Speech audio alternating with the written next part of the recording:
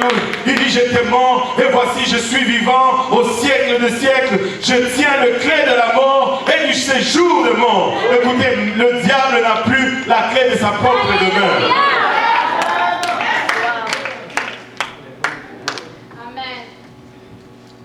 Vous savez, il doit demander la permission quand rentrer et quand sortir. Parce qu'il n'a pas la clé du séjour. Ne craignons pas ce malin. Sa technique, c'est toujours... Savez-vous pourquoi quand on chasse un démon, c'est toujours avec tout un show. D'abord, il transforme la voix, il tord le visage, il fait des grimaces. Pour une et une seule raison. Mettre la crainte en nous. Parce que quand la crainte est là, la foi cesse d'opérer. Et quand la foi cesse d'opérer, ben, tu es fini. Au nom de Jésus-Christ, tout genou fléchit et toute bouche confesse. Nous pouvons prendre autorité. Le Seigneur a la clé. Il a la clé. Anyway, on va rester dans le message. On va essayer de ne pas trop aller à côté. Je tiens le clé de la mort et du séjour de mort. Écris donc. Et voici la clé pour comprendre un peu l'Apocalypse. On va y revenir. Écris donc. Il lui dit, écris donc les choses que tu as vues. Tout le monde dit temps passé. Et celles qui sont. Tout le monde dit temps présent. Et celles qui doivent arriver. Tout le monde dit temps futur. Dans le livre d'Apocalypse, tu ne trouves pas seulement le futur. Par rapport à Jean. Parce que le Seigneur est en train de parler ici à Jean. Le Seigneur lui dit, écris les choses que tu as vues.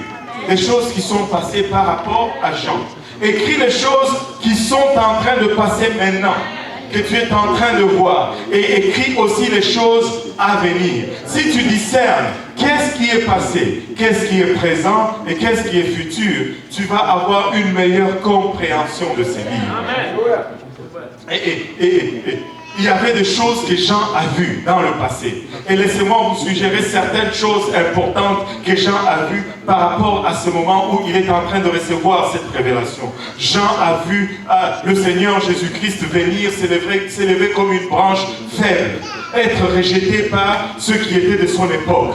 Jean a vu le Seigneur Jésus-Christ être crucifié. Jean a vu le Seigneur Jésus-Christ ressusciter des morts et leur dire, attendez à Jérusalem jusqu'à ce que j'envoie la promesse d'en haut. Jean a vu le Saint-Esprit descendre sur ce groupe de 120 personnes dans la chambre haute. Et Jean a vu la naissance de l'Église.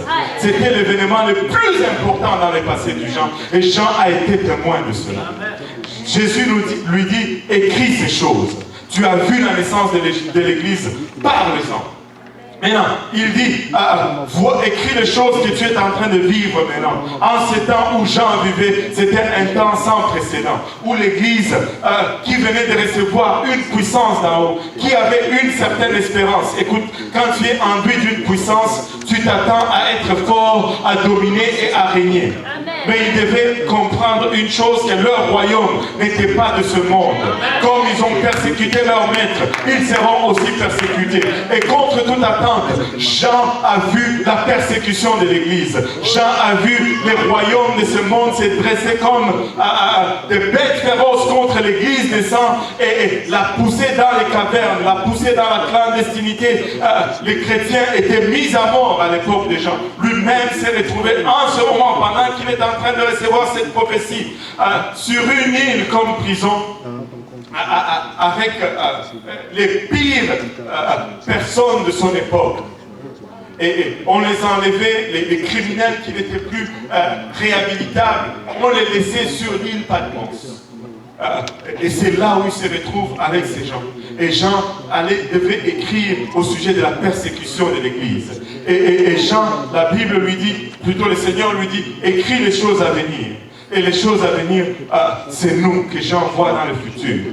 C'est nous que Jean voit dans le futur. Si tu étudies le livre d'Apocalypse, quand il va voir cette prostituée sur la bête, le pouvoir, la richesse qu'elle a. Jean était dans l'étonnement. Il dit, je suis dans l'étonnement. Parce que ça les confond un peu de voir que cette église qui était frêle, qui était dans les cavernes, qui n'avait pas pignon sur rue, de la voir maintenant s'asseoir avec le grand de ce monde, partager le pouvoir de ce monde et voir les sangs des martyrs. Il est dans l'étonnement. Il dit, mais qu'est-ce qui s'est passé? Anyway, et le Seigneur lui dit, écris des lettres aux 7 églises. Écris des lettres aux 7 églises. Et avant de commencer à lire un peu ces lettres, parce que ces lettres sont adressées aux églises, je crois que ces lettres sont adressées à nous aussi. Et qu'il y a des matières à réflexion pour son église aujourd'hui dans ces lettres. Il dit il dit au verset 20, avant de commencer à lire ces lettres, regardons un peu quelque chose de très important qu'on va souligner ici.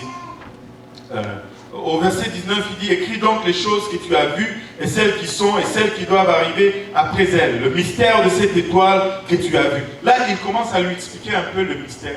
Et très souvent, la Bible va faire ceci. C'est rare que la Bible nous laisse les soins d'interpréter les symbolismes qu'elle utilise. Et si nous lisons juste un peu plus loin, très souvent la Bible va nous donner la signification du symbolisme utilisé. Jean a vu le chandelier. Dieu ne laisse pas à Jean de définir qu'est-ce que signifie le chandelier. Il le définit lui-même. Il dit, le mystère de cette étoile que tu as vue dans ma main droite et de 7 chandeliers d'or. Les 7 étoiles sont les anges de cette église. Et les 7 chandeliers sont les 7 églises. Donc, il dit, les 7 étoiles sont les anges de ces 7 églises. Et les 7 chandeliers sont les 7 églises.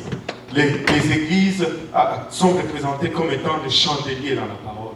Parce que nous sommes supposés être la lumière du monde. Amen. Nous sommes la lumière du monde. Et nous devons faire reluire cette lumière à travers le monde. Amen. Amen. Maintenant, ici, le livre d'Apocalypse nous donne 7 églises. Maintenant, nous ne sommes pas à Smyrne, nous ne sommes pas à Pergame, nous ne sommes pas à Thyatire, nous ne sommes pas à Sardes, ni à Philadelphie, ainsi de suite. Mais nous allons retrouver les caractéristiques de ces églises dans presque chaque église locale, dans leur croissance, dans leur naissance et dans leur établissement, dans la ville où ils sont établis. Et nous allons souvent, très souvent, retrouver ces caractéristiques dans notre marche personnelle avec Dieu. Et c'est à cela que nous voulons en venir aujourd'hui. Nous allons lire la première lettre, le chapitre 2, et peut-être, probablement que nous allons lire seulement la première lettre aujourd'hui. J'étais très ambitieux quand j'ai préparé ceci. J'ai dit au pasteur Graham, j'ai dit, je veux faire les 7 églises en un seul jour. Et l'ancien a ri tout simplement. Amen. Il a dit, vas-y, mais enfin, je réserve le reste pour moi-même. Alléluia. Et la Bible nous dit ceci, écrit à l'ange de l'église. Et on dit, j'ai déjà entendu parler que l'ange de l'église, c'est soit le pasteur, je ne sais pas vraiment c'est quoi l'ange de l'église, disent que c'est probablement le pasteur de cette église, ou je ne sais pas s'il y a un ange littéralement, je crois qu'il y a des anges qui nous sont enseignés, qui veillent sur nous. Écrit à l'ange de l'église d'Éphèse. Il dit, voici ce que dit celui qui tient les 7 étoiles dans sa main droite. C'est lui qui marche au milieu des 7 chandeliers d'or. La première chose qu'on veut d'abord souligner avant de commencer, j'ai oublié de souligner cela, c'est que quand nous allons lire le contenu de ces 7 chandeliers ou de ces 7 églises, à chaque église, il va trouver quelque chose à leur reprocher. il va trouver un problème dans chaque église. Bon, avez-vous déjà trouvé un problème dans cette église? Si vous n'en avez pas encore trouvé, moi je vais vous en montrer un. Il est juste en face de vous là, en train de vous parler. C'était un problème. Alléluia. Et je peux vous montrer peut-être 300 autres problèmes qui sont assis dans ce banc. Vous savez, quand tu étudies la parole de Dieu, il y a deux fêtes très significatives dans l'Ancien Testament et desquelles nous pouvons apprendre quelque chose. Il y a la fête de la Pentecôte et la fête de premier fruit. La fête de la Pentecôte, et là je parle de la Pentecôte juive. La Pentecôte juive était célébrée avec du pain sans levain. Et le levain représente toujours le péché. Et la fête de la Pentecôte juive, est le type de Christ. Elle symbolise Christ. Il n'y a pas de péché en Christ. C'est pourquoi ces pains-là étaient sans levain. Je dis la fête de Pâques. Qu'est-ce que j'ai dit Pentecôte? La fête de Pâques. La Pentecôte chrétienne, en fait, c'est le premier fruit. Et la fête de la Pentecôte, qui est le premier fruit, était célébrée avec du pain, avec la levure, le levain. Et ça symbolise l'Église.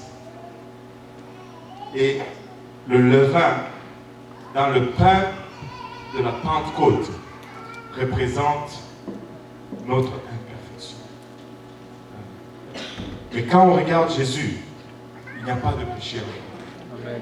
Sans levain, pas de levure. Mais la Pentecôte, c'est l'Église. Et l'Église n'est pas parfaite.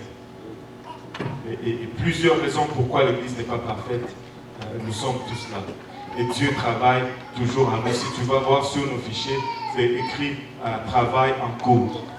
Amen. Et regardez maintenant, ce que je voulais dire, c'est ceci.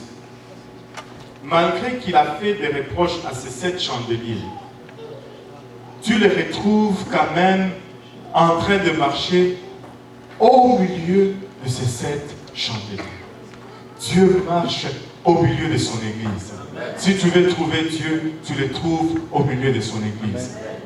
Tu ne trouves pas Dieu à la mosquée. Tu ne trouves pas Dieu dans un temple bouddhiste. Tu trouves Dieu à l'Église. Amen.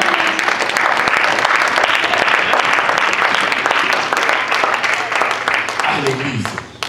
Il dit, écrit à l'ange de l'église d'Éphèse, voici ce que dit celui qui tient les 7 étoiles dans sa main droite. Celui qui marche au milieu des 7 chandeliers d'or. Je rends grâce que Dieu marche au milieu de 7 chandeliers. Je rends grâce que Dieu marche au milieu de son église. Et il dit, je connais tes œuvres.